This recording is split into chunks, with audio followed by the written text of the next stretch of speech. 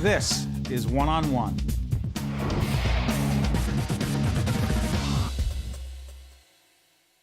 Brian Lehrer is one of the stars in the public broadcasting world. He is the host of the Brian Lehrer Show, heard every day from 10 to noon on WNYC, part of the National Public Radio family. Hey, good to see you, buddy. Nice to see you, Steve.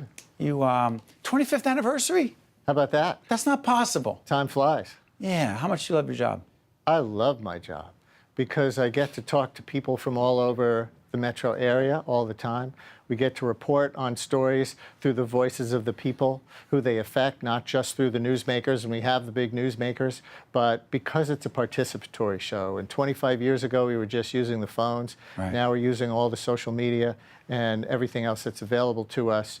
We are a community forum, not just a news analysis show. And you engage your audience, you pull them in, keep them listening. Does it bother you, and do you feel guilty, Brian, that people like Bob Morris, our director, sometimes is late for work because he's sitting there listening to you? Bob, I'm sorry, he's not late for work. Neil Shapiro, he's not late for work, you know what I mean? No, but he's never late for work, except that it is my mission in life, hosting a show that starts at 10 a.m., to make people late for work.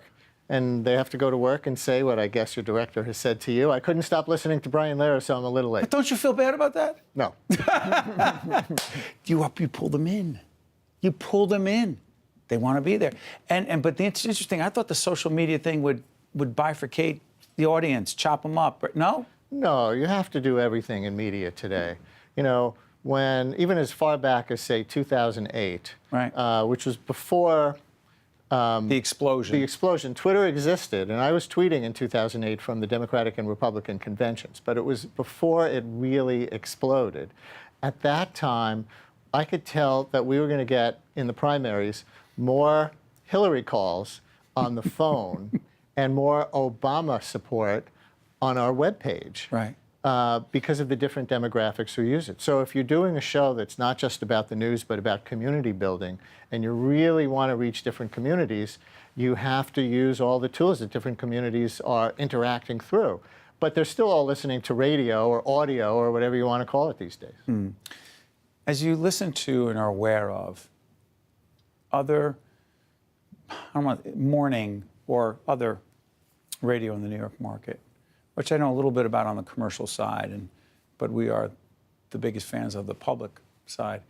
How would you describe the difference or the differences between what you do in talk radio and what most, I don't want to generalize, but we know what most other commercial talk radio is? What's the biggest difference? The biggest difference is, I'll tell you it this way. Rush Limbaugh has a line that he uses sometimes. Is he still on the air? Yeah, he's still on the air. I'm joking. I think his frequency just got downgraded a little recently, but he has this line that he uses sometimes. This show is not about what you think; it's about what I think. And it's sort of a laugh line, but then again, it is absolutely true. He doesn't care what you think. My show really is about what everybody thinks, because we are really an open forum. And there's a lot of strong opinion that gets expressed on my show, but everybody who brings something serious to it is going to be taken seriously. And so conservatives talk to liberals, poor people talk to rich people. That's the difference. So it's interesting. So much of commercial talk radio is about establishing personalities on the air with strong opinions, and people who usually hold those opinions, listen to those folks, or people who really can't stand those people with those opinions will listen to them so they can get really angry. You are not there to say, hey, this is Brian Lehrer's opinion. That's not. Right, that's not the point. I will express my opinion sometimes, but more as a matter of transparency. Right. More as a matter of saying, okay, putting my cards on the table, here's what I think about this. Sure. Now let's all have a conversation. Not interested in being reinforced in your point of view. Right. I'm actually, honestly, I'm interested in being challenged in my point of view, because it's not even interesting, as far as I'm concerned, for people to call up and say, oh, you're so right. You know, what is that to listen to? Let's hear people talking to each other who come from different backgrounds. But speaking of interesting, you've had some fascinating people pick up the phone and call you over the years. Name them. Oh, gosh. Well, one of my favorites going way back was Martin Luther King Day, 1993, 93 or 94. We were having a conversation comparing Martin Luther King and Malcolm X. And suddenly there on the phones is the tennis giant and human rights giant Arthur Ashe, who was sitting in his hospital bed where he was going to die of AIDS, unbeknownst to me and him, just a few weeks later. But he was listening to the show, and he wanted to tell a story of when he was in college, and the guys in his dorm were comparing Martin Luther King and Malcolm X at the time.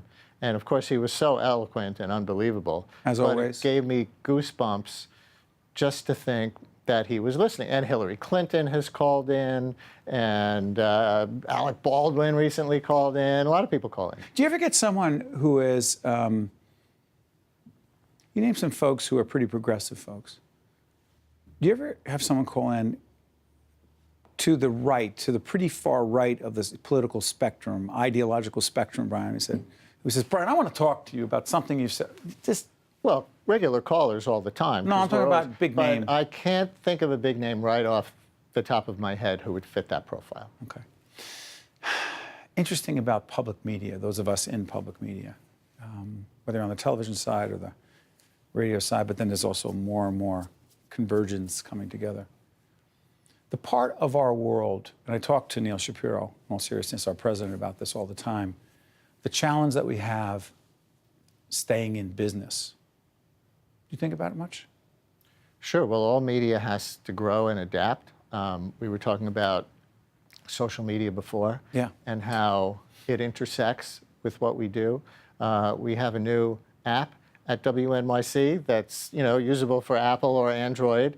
And one of the features that I think we innovated on is something where people can build their own playlist of WNYC shows or WNYC segments from my show, from other shows.